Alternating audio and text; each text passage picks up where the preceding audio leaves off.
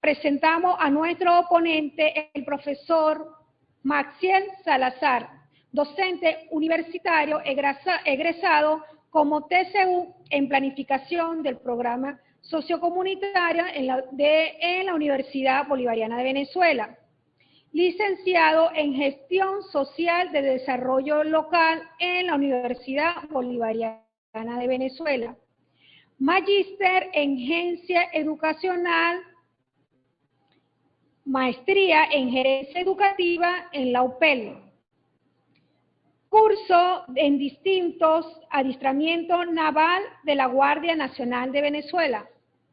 Ha elaborado en distintos cargos importantes en la alcaldía del municipio autónomo cedeño del Estado Bolívar, como síndico, procurador municipal, director del Poder Popular para el Desarrollo Social, Comunidades y Pueblos Indígenas y Seguridad Alimentaria, director general, director de Relaciones Institucionales, secretario general municipal del movimiento Somos Venezuela, presidente del Instituto Municipal de Protección Civil y Administración de Desastres de la alcaldía del municipio cedeño, docente de la aldea de Misión Sucre. Ha participado en importantes eventos, tanto nacionales como internacionales, y reconocimientos a honor al mérito por el Comando Regional de la Guardia Nacional de Venezuela. Actualmente se desempeña como director del ambiente de la UPT Bolívar en Caicara del Orinoco. Para dar inicio al foro, al Plan de Guerra del Libertador Simón Bolívar y Miguel de la Torre, Estrategia Militar Bicentenario, damos la palabra desde Caicara del Orinoco, municipio cedeño, al ponente máster Maxiel Salazar. Bienvenido, profesor. Buenos días. Buenos días. ¿Cómo están? Espero que estén bien. Un saludo patriótico desde esta trinchera de la patria, el municipio General Manuel Cedeño, Caicara del Orinoco. De verdad, bueno, honrado por esta invitación, ¿no? Por este momento de compartir un poco de nuestra historia, de nuestras raíces, de nuestra razón de ser como república. Quiero iniciar primero que nada diciendo que quiero dedicar esta breve exposición a una querida profesora de nombre Azalia Hernández de Tovar, quien partió a otro plano esta semana. Una excelente profesora de la Misión Sucre, una gran bolivariana y una gran revolucionaria. Quiero dedicarle a ella este conversatorio, este compartir que tenemos a través de esta responsabilidad que se me asigna. Ahora, bueno, en cuanto al tema en sí, un tema, por supuesto, que es apasionante, pudiera iniciar diciéndole que la batalla de Carabobo no fue un proceso aislado de algunas otras batallas que se desarrollaron en el país, sino una situación que se venía presentando debido a la concentración de las fuerzas que tenían los realistas en el país. Se concentraban mayormente en el norte de nuestro país y eran numéricamente superiores en armas. Ocupaban las principales ciudades del país para ese entonces, y nuestras tropas patriotas estaban ubicadas al sur, algunas al sur, y otras estaban en el oriente del país. En función de eso, el genio militar del Libertador, que se desarrolló a través de 10 años de batalla, aplicó una estrategia que se conoce como la estrategia de la dispersión de fuerzas. Dispersión de fuerzas y concentración de fuerzas. En ese sentido, ordenó al general Bermúdez que se viniera del oriente hacia Caracas, librando diferentes batallas y atrayendo la atención del enemigo, que se concentraba también principalmente en Carabobo, y de igual manera lo hizo el coronel Cruz Carrillo desde Occidente y Ambrosio Plaza, que se trasladó hacia la zona del Pavo. Haciendo este movimiento, el general Bolívar logró que las tropas realistas ejecutaran el plan que él mismo había diseñado. ¿En qué sentido? Logró que se dispersaran las tropas que estaban concentradas en Carabobo y que representaban un gran peligro para la batalla que se estaba planificando y que se avecinaba, porque la torre esperaba las tropas patriotas en Carabobo y logró unir por primera vez la mayor cantidad de tropas en San Carlos.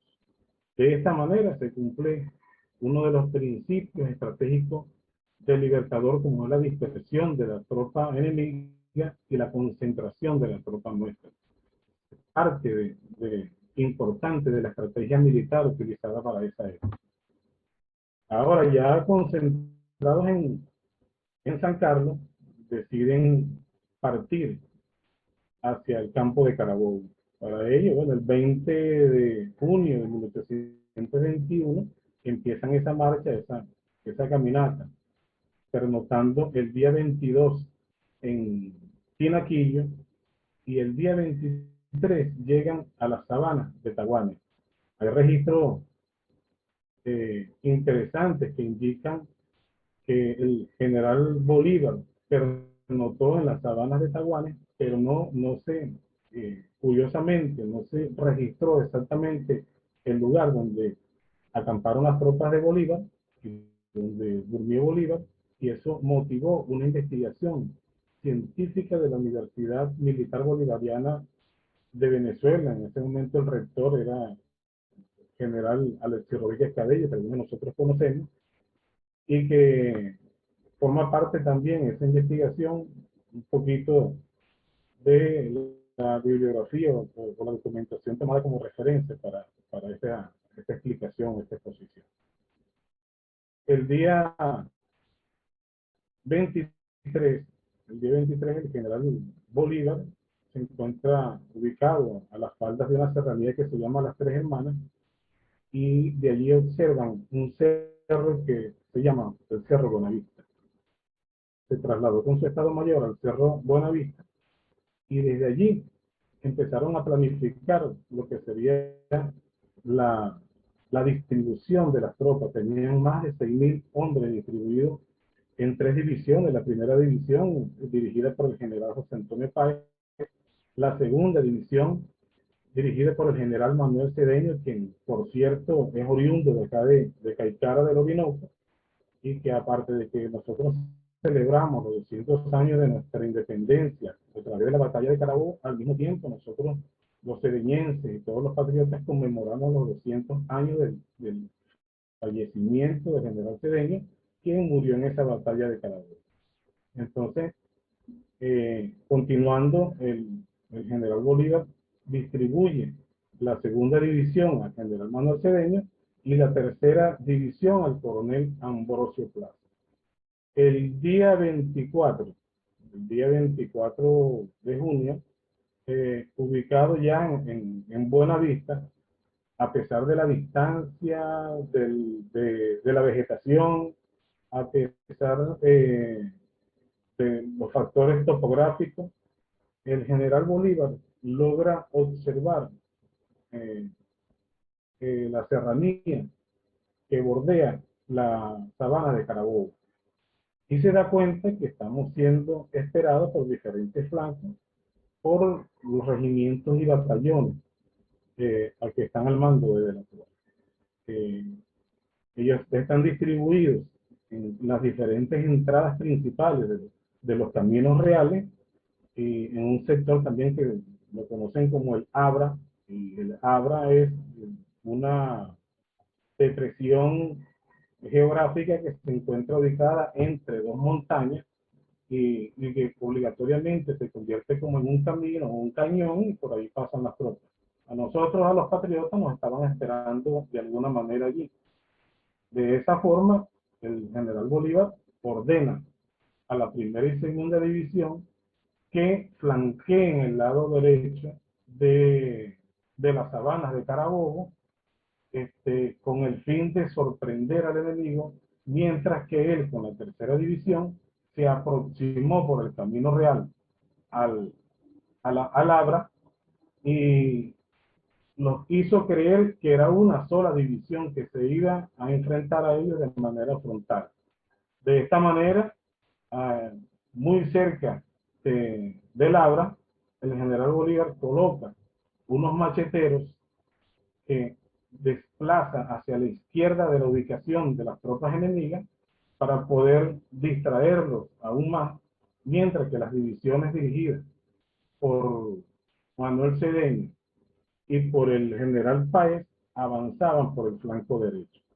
Y seguimos con una independencia, como lo dicen por allí, inconclusa, porque seguimos combatiendo de alguna manera, quizá ya no a través de las bayonetas y no a través de los fusiles que tienen que ser recargados con baquetas y que se disparan solamente 3 disparos por minuto, porque esa era la modalidad, 3 hombres disparando, uno acostado, uno parado, uno agachado, y se quitaban del frente, haciendo un solo disparo para poder recargar, y no había ni siquiera, no se practicaba ni siquiera la puntería, sino que se disparaban a los bloques de personas y los que iban cayendo quedaban y el que venía detrás ocupaba el lugar y volvía a disparar. Es una modalidad distinta. Bueno, nosotros recibimos fuego de artillería con cañones que hicieron mucho daño a la tropa, sin embargo, logramos la victoria. La estrategia militar desde la torre era esperarnos y combatirnos con toda la preparación que tenían ellos, pero no contaron con toda la experiencia que tenía Simón Bolívar en el campo de batalla y toda la visión que tenía para desarrollar una campaña de guerra que nos llevó a la victoria. Es una explicación realmente breve, pero es una historia apasionante que debe motivarnos a seguir estudiando sobre la historia, y que la batalla de Carabobo debe realmente ser un tema de estudio permanente en las universidades y sobre todo en todas las instituciones militares del país, por la gran importancia que reviste en nuestra historia. Estoy listo para las preguntas.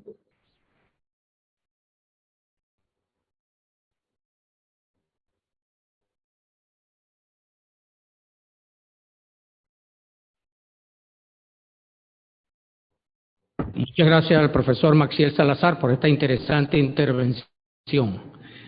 Hay que denotar que la estrategia de Simón Bolívar en esta batalla de Carabobo fue exquisita, por no decir otra cosa.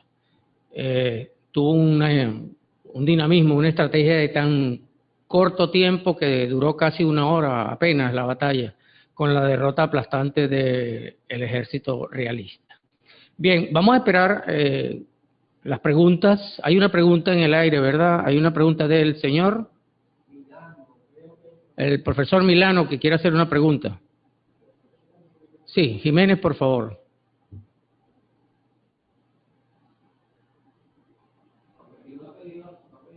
Bien, mientras el profesor Milano se pone en escucha, voy a hacerle una pregunta al profesor Maxiel.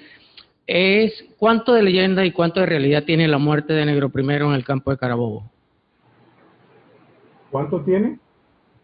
De realidad y de leyenda, la muerte de Negro Primero en el campo de Carabobo. Bueno, realmente allí hay posiciones encontradas, ¿no? Hay historiadores que dicen que es parte del romanticismo de la gesta libertadora, y que eso que manifestó Negro Primero, que vengo a decirle que estoy muerto, que realmente no sucedió. Entonces, no podría yo aseverar que realmente Negro Primero como persona existió y falleció en el campo de Carabobo. Lo que no puedo decir es es que si realmente ocurrió, como dice la historia, o dicen algunos historiadores, que se despidió del general Páez de la forma en que lo relata, ¿no? Yo creo que hay un escritor de apellido Blanco, que es el que lo relata con mayor fuerza, ¿no? Venezuela Heroica, creo que se llama el libro. Y he leído de otros historiadores que dicen que eso no. Sí. Por ahí he leído que Negro Primero perteneció un tiempo al ejército realista y después se vino a los patriotas. ¿Puede usted adelantarme algo de eso? No, realmente no he leído nunca que haya pertenecido al ejército realista. Siempre se ha identificado como parte importante de la tropa del general José Antonio Páez. Bien, profesor, estamos esperando la pregunta de la audiencia, por favor. Ok, ya la tiene. Estoy en el aire, profesor. Adelante. Bueno, estamos yendo, ¿no? Sí. Bueno, lo felicito, profesor, por su intervención. Tiene una visión bastante clara y una visión clara sobre lo que pasó. Con respecto a no le voy a hacer ninguna pregunta, solamente voy a intervenir con algunas las inquietudes del profesor anterior sobre la cuestión de Negro Primero. El problema de la duda que hay con Negro Primero es que en todo el proceso militar de la época, nunca el Negro Primero apareció.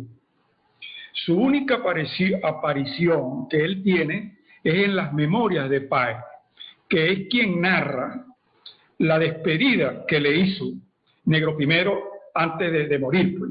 Pero no hay otro momento en que él apareciera en la historia como un oficial. Dicen que era teniente, otros dicen que era sargento, etc. Con respecto a la duda que hay, o a la opinión de que si él perteneció a las tropas realistas, en realidad eso no es de extrañar.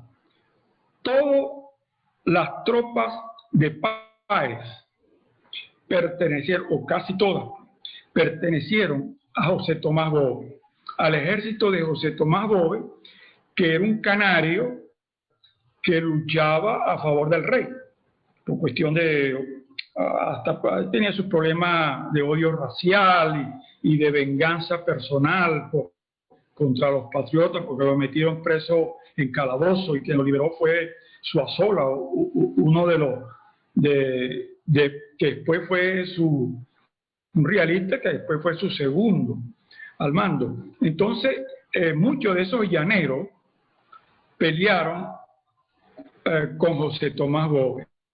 Una vez que José Tomás Bove murió, esas tropas se pasaron a pelear al lado de los patriotas bajo el mando de José Antonio Páez. Es un problema ideológico ahí que no se estaba claro en la época ideológicamente qué era lo que se pretendía, pues, con la liberación de Venezuela, había problemas hasta religiosos. Entonces, eso generó en la primera parte de la guerra de independencia una guerra civil, donde se mataban hermanos contra hermanos, hermanos contra padres, que eso fue lo que trató de definir Simón Bolívar con el decreto de guerra muerte. Poner a cada quien, usted es venezolano, usted está aquí, usted es español, está de este lado. Y eso contribuyó en parte a definir esos campos la parte ideológica.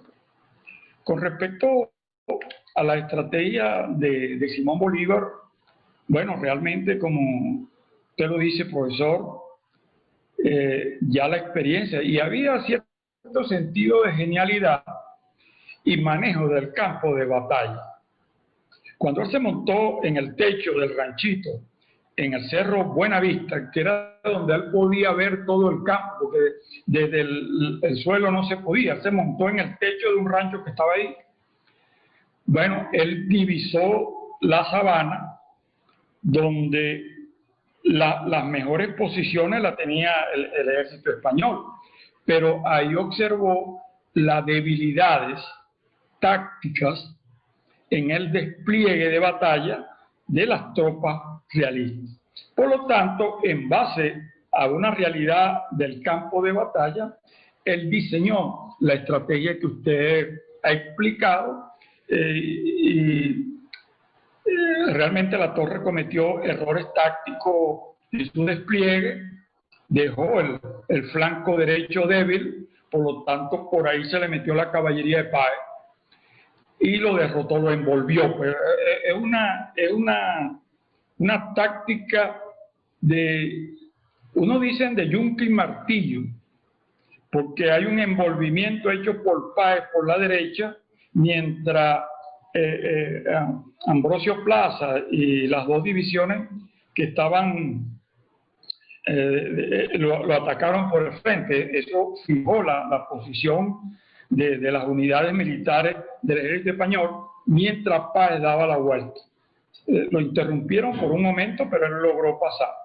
Bueno, pero realmente se manifestó la genialidad estratégica de Simón Bolívar y para resolver ese problema en un periodo de tiempo, como usted dice, que no llegó a media hora.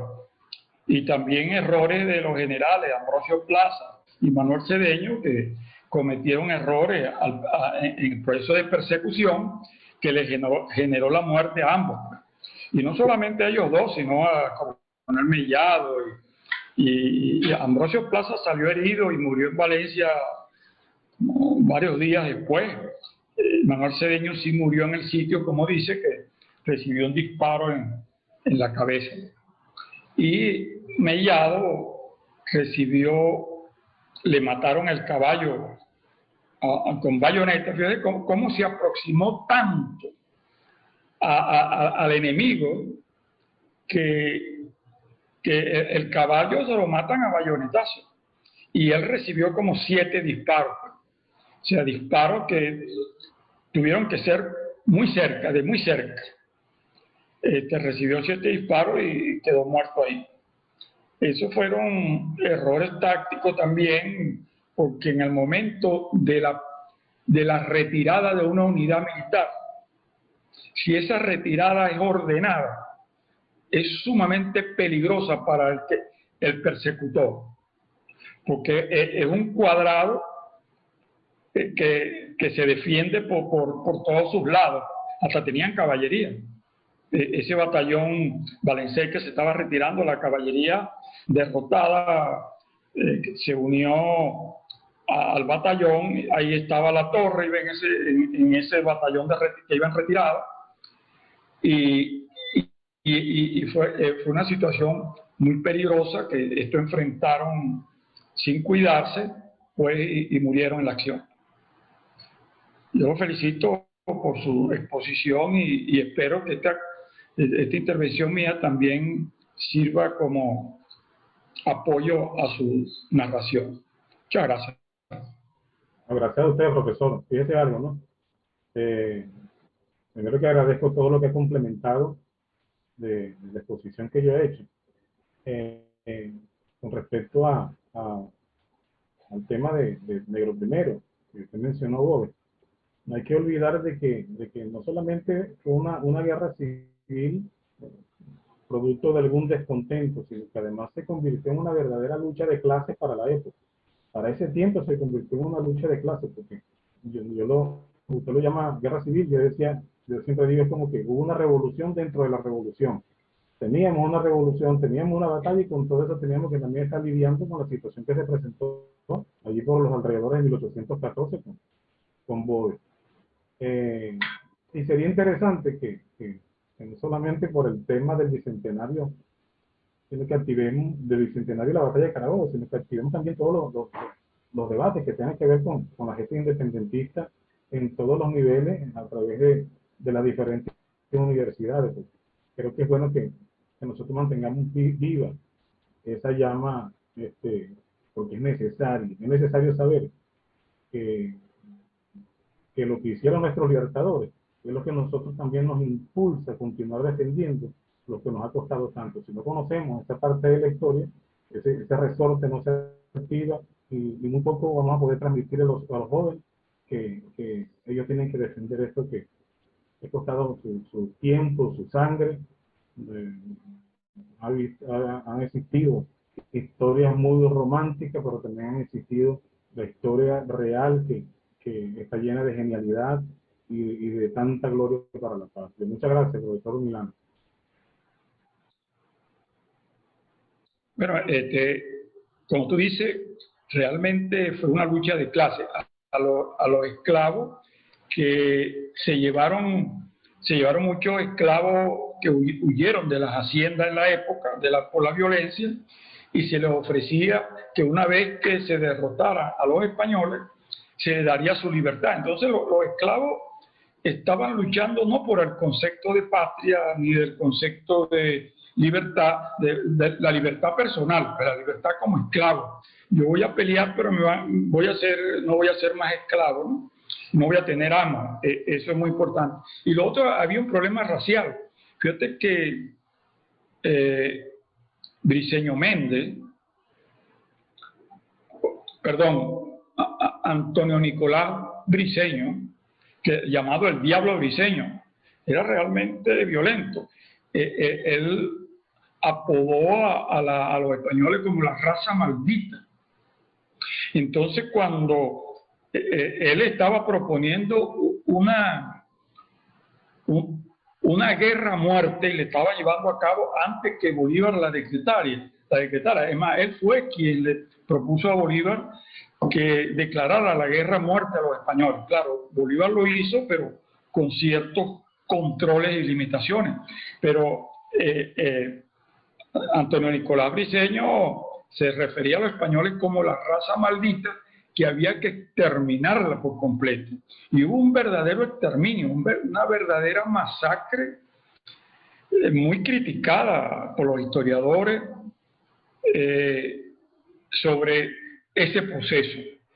Mataban familias enteras, quemaban las haciendas, bueno, un desastre total, aun cuando esa gente, los españoles que estuvieran ahí, los extranjeros, no se hubieran involucrado en la guerra, los mataban a todos. Les saqueaban sus propiedades, le destruían todo. Fue una verdadera sangría que se hizo de ambos lados. Una masacre. Y otra cosa, ¿no? Que cuando uno está narrando esto, uno debería, chico, como llevar a la gente con cierta frase, como a tratar de ubicarla en el campo de batalla. Porque uno se puede imaginar cómo era aquello.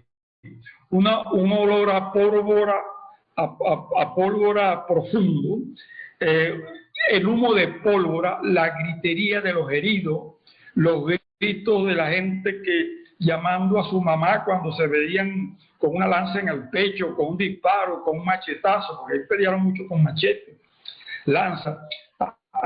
Eso debe haber sido, chico, un impacto psicológico enorme para todos los que participaban ahí.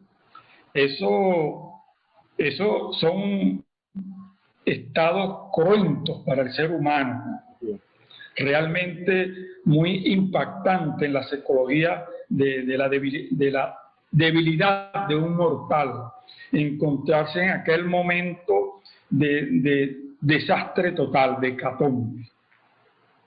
Bueno, muchas gracias por darme la oportunidad y ojalá nos sigamos viendo en este tipo de conferencias que son verdaderamente apasionantes. Se trata de la historia de por qué estamos aquí hoy y no seguimos siendo una colonia de un imperio.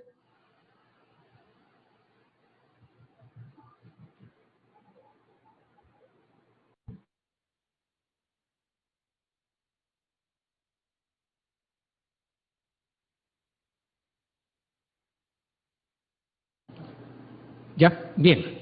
Muchísimas gracias al profesor Milano por esa interesante explicación. Vamos, profesor Maxiel, si quiere cerrar su intervención, ya que no hay más preguntas.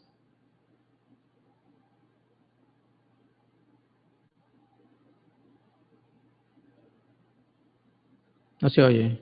Ya. Un momentico, profesor Maxiel. Ya. No hay audio. Ahora sí. Nada, reiterar. A ver. ¿Sí me escucha? Ok. Sí. Lo que quiero es reiterar mi agradecimiento por la oportunidad que no solamente nos permite exponer, pues, de alguna manera, sino que además también nos obliga a estudiar, esa es la realidad. Nos obliga a repasar lo que nosotros tenemos que permanentemente estar repasando. Por lo general agarramos un libro de Bolívar, lo leemos y no lo volvemos a ver, pero cuando nos tocan temas como este, que son apasionantes, tenemos que revisar mucha bibliografía y empezar también quizás a evaluar con un poquito de objetividad cuál es la que nos resulta y cuál es la que no resulta, porque también entre los historiadores hay muchas contradicciones. Y que bueno, que se sigan desarrollando este tipo de actividades, que podamos nosotros compartir como docentes y compartir como bolivarianos, como patriotas, todas estas experiencias que nosotros tenemos y que de alguna manera también tenemos nuestra propia interpretación de la realidad y como seres críticos, autocríticos, podamos tener ese discernimiento para avanzar, pues, para avanzar como patria, para avanzar con la misma unidad que tuvo Bolívar con las tropas libertadoras en San Carlos para lograr la independencia nuestra. Gracias a todos, de verdad, y un abrazo. Un abrazo, profesor Maxiel. Bien, gracias a todos los que intervinieron en este foro tan maravilloso que tuvimos hoy. Gracias a los que estaban conectados, gracias por sus preguntas. Y los invitamos para el próximo jueves a otro foro tan interesante, bicentenario, como va a ser el reinicio de las acciones armadas contra España y el fin del armisticio. Próximamente le daremos la dirección para que se conecten a este foro del jueves 29. Muchísimas gracias y hasta la próxima.